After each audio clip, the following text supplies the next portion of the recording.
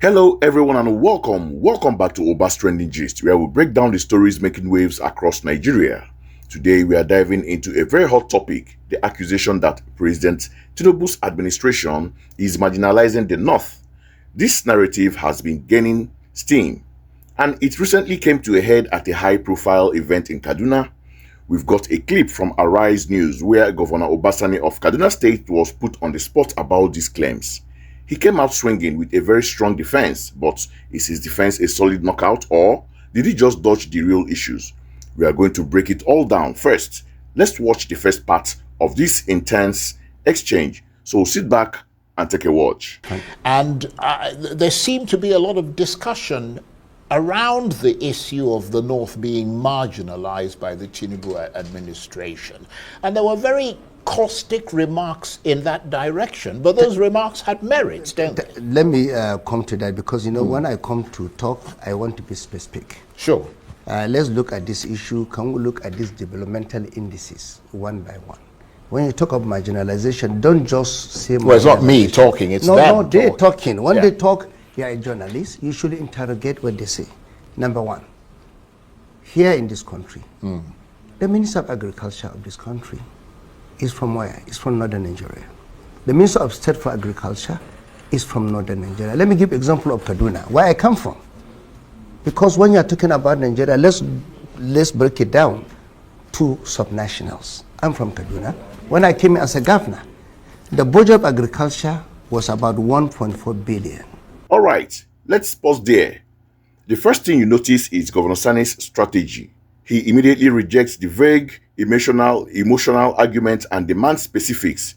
He frames the conversation around developmental indices and hard facts. His first line of attack is to list high-profile appointments by pointing out that both the senior and junior minister of agriculture are from the North. He is directly challenging the definition of marginalization. He is asking, how can you be marginalized when you control the ministry that is most crucial to your region's economy? He then cleverly pivots to his home turf, Kaduna, comparing his administration's agricultural budgets to the past. This does two things. It showcases his own performance and subtly shifts the conversation from federal responsibility to what governors themselves are doing. He's setting the stage to argue that progress, or the lack of it, might be a local issue, not just a federal one. Now, let's see how he builds on this argument. He goes on to list more top-tier security appointments, so pay close attention as you watch this. And remember, the Malabu Declaration in 2014 was that if we want to really transform agriculture, no subnational or national government should budget less than 10% in agriculture. Today in Kaduna, our budget is about 12% in agriculture. So that is number one. But the reason why we can do this thing easily, because both the Minister of State and the Minister of Agriculture, both of them, one is from Borno State, one is from Niger State, they're from northern Nigeria. The Minister of Livestock is from northern Nigeria.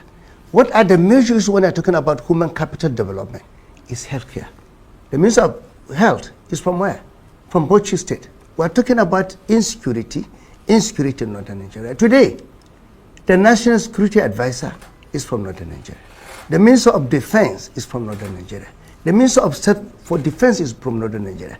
The Chief of Defense Staff is from northern Nigeria. If you look at it again, the Chief of the Air Staff is from northern Nigeria.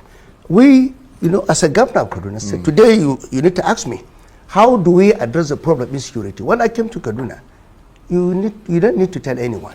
Kaduna was completely taken over by issue of banditry, insurgency, ethno-religious crisis in Kaduna State. You can ask anyone. That is a fact. You are a journalist, you can investigate, you'll find out the answer.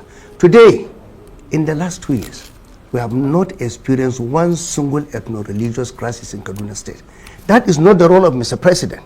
It's the role of subnational governments to do that. Today in Kaduna, in the last 2 years, you've not had a single farmer had a crisis.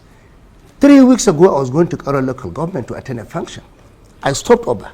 Maybe one of your journalists was there. He covered it, Nisi, Gabriel. We stopped over at a particular village in Karo local government. That was an epicenter of religious crisis. But I was happy when I saw Fulani herders as well as farmers living together in the same community with a farm and cows just about less than 50 meters away. So how did you solve that problem? I solved the problem because what you need to do is inclusivity. You need to include everyone. President Aswaju didn't need to come to the north to tell you how to run your own state. We are a diverse state in Kaduna. We have Muslim, Christian, about 60 ethnic groups in Kaduna state. As a leader, the first thing you need to do is about justice. It's about equity. It's about fairness. And when we're talking about justice, equity, fairness, it's taking development to every part of the state, irrespective of religious, political, or ethnic affiliation. When I came as a governor, of course, at the beginning, I was elected mostly by people from the northern part of Kaduna. But today, when you go to Kaduna, you see the roads we are constructing. We do not discriminate. What is more important is for a leader to choose. Are you going to put forward politics as number one agenda or governance? Yeah, well, for us, governance is more important. Yeah. That's the reason why we solved that. Yeah. Now, talking about the issue of security, you are asking me what have the president done. As a governor, before I became governor, I was a senator, chairman Senate Committee on Banking. But if you go back to my history, realize that I was a senator that sponsored the creation of state police. Knowing fully as a senator, I was watching and sitting. As of 2014, ask anyone, there was nothing called insurgency or banditry in the northwestern part of Nigeria. Wow, he really came prepared with a list by naming the head of defense, health, and entire security apparatus, NSA, Chief of Defense Staff, Chief of Air Staff, all from the north. He's making a very powerful case. His point is that the very people in charge of fighting insecurity, which is North's biggest problem, are sons of the north. But the most strategic part of his argument is how he takes ownership of the security situation in Kaduna. He boldly states that ethno-religious and farmers' header crises have been eliminated under his watch. This is a masterstroke. He is not just defending President Tinubu, he is promoting his own record. He is sending a clear message to the other northern leaders. Instead of complaining about Abuja, what are you doing in your own state? The responsibility for local peace and security starts with us, the governors. It is a powerful deflection and a challenge to his peers. Okay, let's pull it all together. What's my critical take on this? First, on the surface, Governor Sani's argument is about appointments is strong. Politically, it is very difficult to cry marginalization when your king's men occupy the most powerful and relevant cabinet positions, especially in security.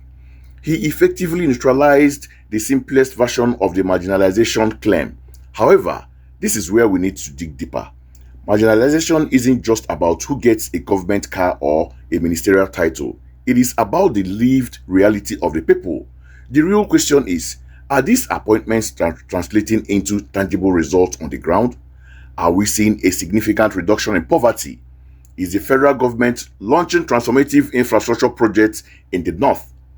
Are the root causes of banditry, illiteracy, and extreme poverty being addressed with the same energy as military operations? Appointing a northern general doesn't automatically build a school or a factory in a remote northern village. That's the nuance that the governor's argument, while politically effective, doesn't fully address. Secondly, Governor Sani's masterclass was in turning a defense of the president into an advertisement for his own governance model. By highlighting his success in Kaduna, he positioned himself as a proactive leader who delivers rather than a politician who complains. This is a very sharp political move that elevates his own profile.